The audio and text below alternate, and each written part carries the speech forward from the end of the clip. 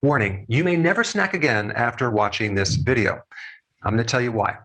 Snacking is a very interesting and important topic to talk about. Why do people snack? Well, they want to prevent overeating, right? They snack for appetite control. But what's really interesting about that is that snacking increases insulin, which triggers hunger about an hour and a half to 2 hours later. So snacking increases appetite and encourages overeating. Now, why do people snack? Is it always because they're hungry? Maybe. Because they're craving? Maybe. But people snack for different reasons. Stress, depression, anxiety, for social reasons, because other people are doing it. They're at some social activity. Sometimes people eat just because it's there, it's available. And sometimes people snack because of previous foods that they ate maybe earlier in the day or the night before, which is creating a craving. For example, I used to be addicted to Doritos, okay? If I ate Doritos, I could not just eat one. I ate the whole bag. And then the next day, I wanted Doritos. The same thing when I got into this whole Ben & Jerry addiction, where I was consuming a pint of Ben & Jerry every night before bed. I couldn't wait till the next day until I had that ice cream. So I have a question for you. What is worse, snacking or a high-carb diet? Now, when I'm talking about these two different factors, I'm talking about if you're on a high-carb diet and you're not snacking versus just snacking in general. Well, I believe if you compare these two factors, snacking is worse than a high-carb diet. Now, when I weighed 211 pounds some years ago, my face was round. I had a lot of blood sugar issues, and I was eating pretty good, but I was consuming an apple with peanut butter mid-morning and mid-afternoon. And that was the only thing that I then changed, okay? I cut out that snack and I dropped down to 180 pounds. And I'm still convinced that it was the snacking that was creating the problem.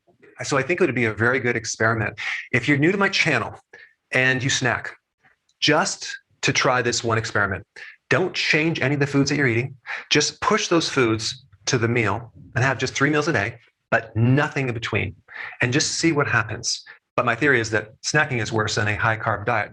Now, of course, I recommend a low-carb diet and no snacking, but I think that if you compare these two factors, this is worse. There was an interesting study, I will post that down below, that concluded that snacking is the only independent factor that contributes to weight gain in children. And at first I was thinking about, well, it's probably the amount of junk food they eat and things like that. But the more that I looked at that, the snacking variable made more sense, especially since growing up in the 70s. I remember all of us consuming a tremendous amount of junk food, but we definitely did not snack as much as people do now. But snacking definitely started increasing in 1977, and it gradually increased through the 80s and the 90s, to the point where we are now, where about 97% of children are snacking now. But at least in the early 70s, people did not snack as much. We had 3 meals a day, and we did not nearly have the obesity that we have now. Now, there are really two main ways that you stimulate insulin. There's actually 3, but we're going to just talk about 2. One is eating a high-carb diet. Number 2 is eating. Eating in general triggers insulin, okay? So it's high carbs and eating. And I'm just going to put snacking just because if you're eating 3 meals and adding 2 snacks, you're really creating this repetitive frequent spike in insulin all day long. And you don't give your pancreas a chance to come down and reset. It would be like exercising 6 times a day versus, a few times a day or even 1 time a day. So anything that triggers insulin too much eventually creates insulin resistance, okay? Insulin resistance is a state where you have a lot more insulin being pumped out by the pancreas, but it's not being received, okay, on the receptor end. So we have certain parts of our body that are low on insulin, but other parts of our body that have way too much insulin. So with someone with insulin resistance, if they ever tested insulin itself, they would probably find they have too much insulin in the blood. That's called hyperinsulinemia. And so when you have insulin resistance, you usually have too much insulin, unless you're a diabetic for a period of time and the pancreas gets burned out, and then the insulin starts going down, down, down. Now, normally insulin inhibits the formation of your liver making sugar, okay? That's called gluconeogenesis. So when you have insulin that goes up, okay, your liver stops making this new insulin, right? So you can eat sugar from your diet and have a high blood sugar, or your liver can actually make insulin out of non-carbohydrate sources, like from protein or fat or even ketones, and then your liver can start making insulin, even though you're not consuming any sugar, okay? And so the question is, how can you have too much insulin in the blood and still have a high level of this liver making new sugar? Well, that's because you have insulin resistance, okay? It's not working. So the feedback loops tell the pancreas we're not receiving the signal, pump out more and more insulin, okay? So for those people who have insulin resistance, which I really think it's the majority of the population, they have an increased gluconeogenesis. So the liver is just pumping out a lot of sugar. This explains too why you go on a ketogenic diet and your blood sugar is still high. You're on a low-carb diet, but in the morning, your blood sugar is too high. Like, what is up with that? Well, that's just because you have insulin resistance, okay? So let me just quickly go through the things that occur when you have too much insulin in your body. It affects your cognitive function. Your memory starts to go downhill. You get brain fog. You lose focus. Your mood is altered. You start getting depressed, anxiety, irritable. It increases your cancer risk by 2 times, okay? So it doubles your cancer risk.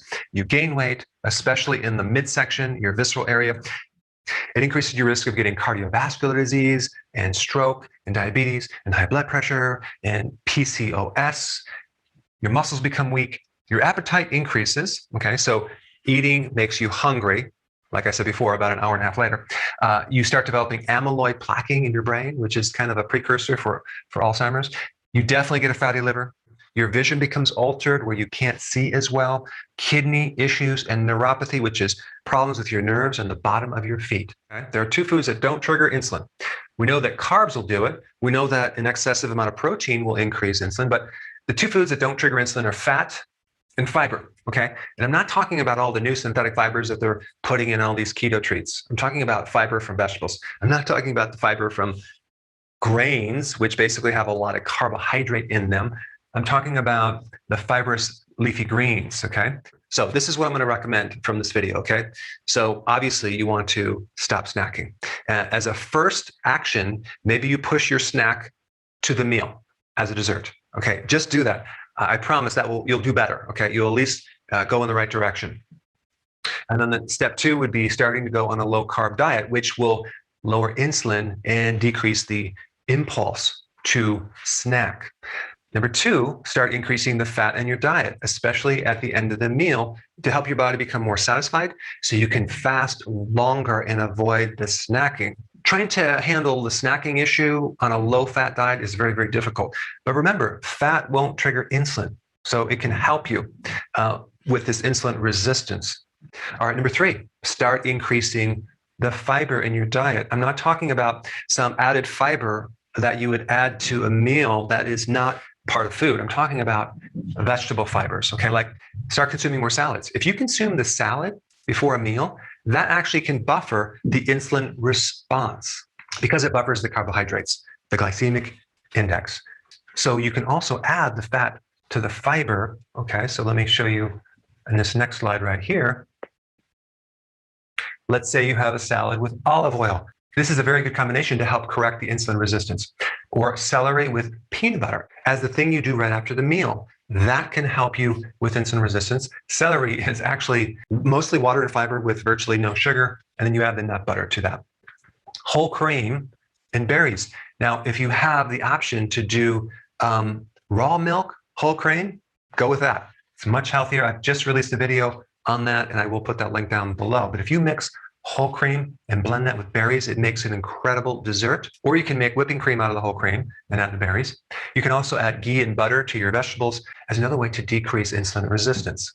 Another way to decrease insulin resistance is to start exercising.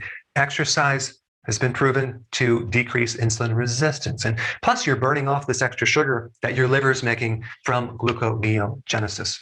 And I just want to mention this one thing. Sometimes people eat because they have low blood sugars. Well, what do you think is causing the low blood sugar? It's the high insulin. It's pushing your blood sugars down. And so when you eat that snack to satisfy your low blood sugar, insulin kicks right in, and now you're back with low blood sugar again. It's a never-ending cycle. So the way you fix low blood sugars is you cut out the carbs and you do what I'm talking about right here. Now, there's other things you can do as well to speed up the process. Vitamin B1, I like nutritional yeast as my source of natural B1s. Make sure it's not fortified. Potassium. Potassium is a really key mineral to help with that. Chromium is another mineral, but it's a trace mineral that can help with blood sugars. Zinc is very, very important for the pancreas and the cells that make insulin, and then magnesium and vitamin D. Now, I hope I increased your awareness on the devastating consequences of snacking, but there's some more information to know about related to snacking, and I put that up right here. Check it out.